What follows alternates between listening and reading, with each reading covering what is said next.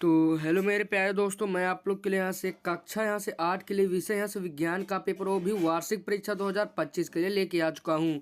तो अगर आप लोग हमारे चैनल पर अगर आप लोग पहली बार हैं तो आप लोग हमारे चैनल को सब्सक्राइब कर लीजिएगा और वीडियो को तो जरूर से लाइक कर लीजिएगा, अपने दोस्तों तक इसे शेयर भी जरूर से कर दीजिएगा। तो चलिए यहाँ से हम लोग पेपर को यहाँ से देखते हैं। यहाँ पर हमारा समय यहाँ पर 3 घंटे का होने वाला है, पूर्णांक 70 का होने वाला है। यहाँ पर पेपर कोड है हमारा ES, आप लोग यहाँ पर इसको देख लीजिएगा। लेकिन मैं आपको इससे पहले मैं आपको दिखाना चाहता हूँ कि ये जो मैंने आप लोग के लिए भी पेपर लाया हुआ है, ये जो अभी पेपर है इसका मैंने हल संपूर्ण हल यहाँ पर आखिरी में यहाँ पर आपको बताया हुआ है। तो आप लोग यहाँ पर पेपर को यहाँ से छोड़ के जाने की गलती बिल्कुल भी मत करिएगा, क्योंकि यहाँ से मैंने आप लोग के लिए सभी प्रश्नों के उत्तर भी यहाँ से मैं आप लोग के लिए लेके आया हूँ। तो सबसे पहले हम लोग यहाँ पर इन सभी प्रश्नों को देखेंगे।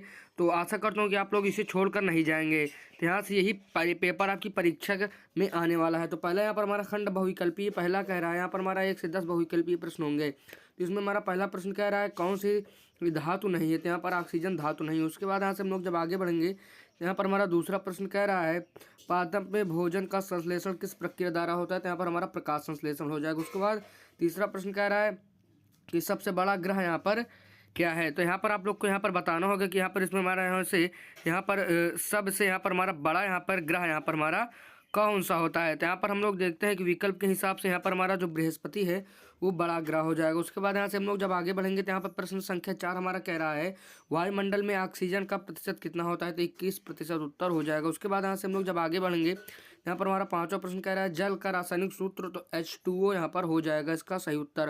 उसके बाद यहाँ से हम लोग प्रश्न संख्या 6 पर आएंगे, तो रक्त में ऑक्सीजन का परिवहन किसके द्वारा होता है, तो हीमोग्लोबिन के द्वारा सही उत्तर हो जाएगा। उसके बाद यहाँ से हम लोग आगे बढ़ेंगे, यहाँ पर हमारा प्रश्न संख्या 7 कह रहा है पृथ्वी पर जीवन के लिए कौन सा गैस आवश्यक है, तो यहाँ पर ऑक्सीजन सही विकल्प हो जाएगा। उसके बाद यहाँ से हम लोग आगे बढ़ेंगे, यहाँ पर हमारा कह रहा है अम्ल और क्षार की पहचान करने के लिए कौन सा संकेतक प्रयोग किया जाता है, तो यहाँ पर इसमें हमारा C वाला दोनों सही उत्तर हो जाएगा। उसके बाद 9वां प्रश्न कह रहा है पौधे में जाइलम परिवहन किस ऊतक द्वारा होता है, तो यहाँ पर जा से आप लोग ये याद रखिएगा, तो जाइलम जल यानी जल का परिवहन यहाँ पर हमारा जाइलम करता है, जिसमें हमारा पहला वाला जाइलम हो जाएगा। उसके बाद आज से हमारा 10वां हमारा आखिरी बहुविकल्पीय प्रश्न कह रहा है निम्न में से कौन सी ऊर्जा नवीकरणीय नहीं है, तो यहाँ पर इसमें हमारा जो यहाँ पर कोयला जो है यहाँ से हमारा सही उत्तर हो जाएगा। उसके बाद यहाँ से हम लोगों ने अपना 20 बहुविकल्पीय प्रश्न समाप्त कर लिया है। तो अब हम लोग यहाँ पर अपना देखते हैं कि यहाँ पर हमारा प्रश्न संख्या 11 का है प्रकाश संश्लेषण की प्रक्रिया को परिभाषित कीजिए। उसके बाद किसी 2 बलों के नाम एवं उसके उदाहरण दे। उसके बाद यहाँ से 13 प्रश्न कह रहा है अम्ल वर्षा क्या है। उसके बाद जल संरक्षण के 2 उपाय बताए। उसके बाद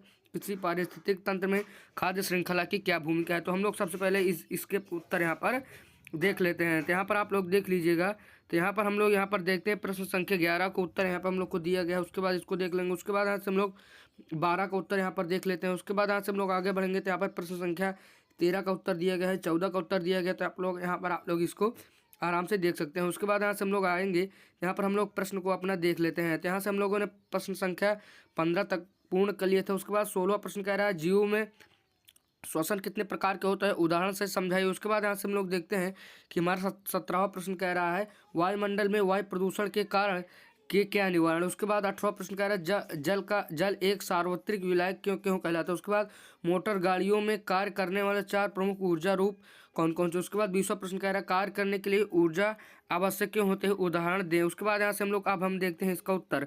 यहाँ पर हम लोग इसका उत्तर देखते हैं। यहाँ पर हमारा 16वां प्रश्न का उत्तर यहाँ से हमारा प्रारंभ हो जाता है, जिससे हमारा श्वसन के 2 प्रकार होते हैं, एरोबिक श्वसन, उसके बाद एनोरेबिक श्वसन। तो आप लोग यहाँ पर इसको देख सकते हैं।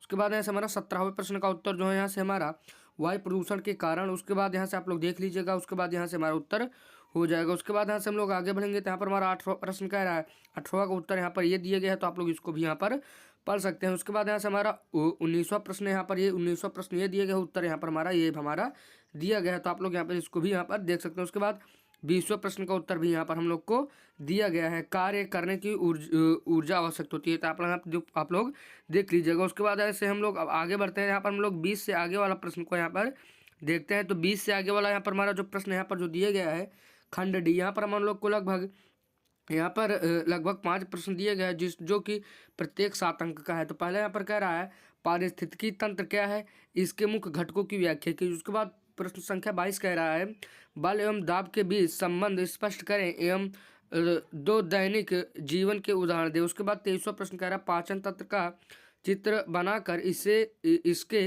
विभिन्न अंगों का कार्य स्पष्ट करें। उसके बाद 24वां प्रश्न कह रहा है, किसी वैज्ञानिक प्रयोग द्वारा यह दर्शाइए कि जल विद्युत का कुचालक एवं चालक दोनों हो सकता है। उसके बाद यहाँ से 25वां प्रश्न कह रहा है, पृथ्वी पर जल संकट क्यों उत्पन्न हो रहा है, इसका समाधान हेतु सुझाव दें। तो अब हम लोग यहाँ पर इसका उत्तर देखते हैं। यहाँ पर हम लोग इसका उत्तर यहाँ पर जब देखते हैं, यहाँ पर हमारा 21वें प्रश्न का उत्तर यहाँ पर हमारा दिया गया है, तो आप लोग इसको पढ़ लीजिएगा। प्रश्न संख्या 21 का यहाँ पर हम लोग को उत्तर यहाँ पर दिया गया है। पारिस्थितिकी तंत्र एक प्राकृतिक तंत्र है जिसमें जीव एवं अजैव घटक साथ रहते हैं और एक दूसरे पर निर्भर रहते हैं। यहाँ पर आप लोग इसको यहाँ पर देख सकते हैं। उसके बाद प्रश्न संख्या 22 में हम लोग को कह रहा है बल एवं दाब में संबंध। तो दाब बराबर होता है बल बटे क्षेत्रफल। उसके बाद यहाँ से आप लोग इसको देख सकते हैं। उसके बाद यहाँ से हम लोग प्रश्न संख्या 23 पर आएंगे। पाचन तंत्र का चित्र आपको यहाँ से अपनी किताब से देख लेना होगा। उसके बाद मुख्य भाग यहाँ पर आप लोग इसको यहाँ से देख सकते हैं कि यहाँ पर हमारा क्या हो जाएगा। उसके बाद यहाँ से आप लोग इसको भी देख लीजिएगा। उसके बाद यहाँ से 24वां प्रश्न पर आएंगे। यहाँ पर हम लोग को ये दिया गया है कि हम लोग प्रयोग द्वारा कैसे सिद्ध करेंगे कि जल हमारा विद्युत का सुचालक होता है, और मतलब अचालक भी होता है और सुचालक भी, कुचालक भी होता है और चालक भी होता है। तो यहाँ पर आप लोग इसको पढ़ लीजिएगा। उसके बाद यहाँ से हम लोग प्रश्न संख्या 25 का उत्तर देखते हैं। यहाँ पर हमारा ये हम लोग को दिया गया है। तो मैं ऐसा करता हूँ कि आप लोग मेरे यहाँ से बनाए गए वीडियो से संतुष्ट होंगे, क्योंकि मैंने आप लोग को यहाँ पर प्रश्न भी दिखाया और उत्तर भी यहाँ पर आप लोग को दिखाया है। तो आशा करता हूँ कि आप लोग हमारे चैनल को आप लोग सब्सक्राइब करेंगे, अपने दोस्तों तक शेयर से जरूर से कर देंगे। तो मैं आप लोग के लिए इतना मेहनत करता हूँ, तो आप लोग हमारे चैनल को सब्सक्राइब करिए, वीडियो को लाइक करिए। तो चलिए मैं मिलूंगा एक और वीडियो में, तब तक के लिए जय हिंद, वंदे मातरम।